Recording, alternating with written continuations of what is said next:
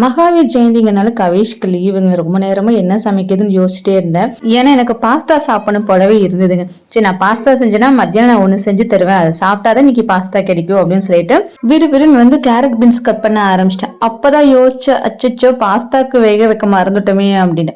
So அது ஒரு சைட்ல வச்சு வேக வச்சுட்டேன். தக்காளி ரேட் இப்பெல்லாம் கொஞ்சம் கம்மியா இருக்கிறதுனால மெயினா இப்ப தக்காளி வச்சு அதிகமா டிஷ்ஷஸ் வந்து செய்யறது நானு.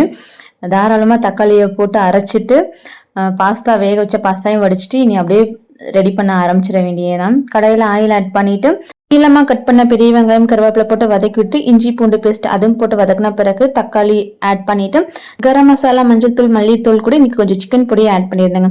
போட்டு அது பச்சை வாசம் போன பிறகு அரிஞ்சு இந்த காய்கறிகள் அதுக்கு தேவையான உப்பு போட்டு ஒரு 2 நிமிஷம் போல காய் வெந்த பிறகு பாஸ்தாவை போட்டு இறக்குனா அவ்வளோ சூப்பரா ரெடி ஆயிடும். எங்க அம்மாவும் பாத்தீங்கன்னா சாப்பிட்டுட்டு எப்பவுமே சப்பையா இருக்கு, இன்னைக்கு கொஞ்சம் காரசாரமா நல்லா இருக்கு அப்படின்னு வேற சொல்லியிருந்தாங்க.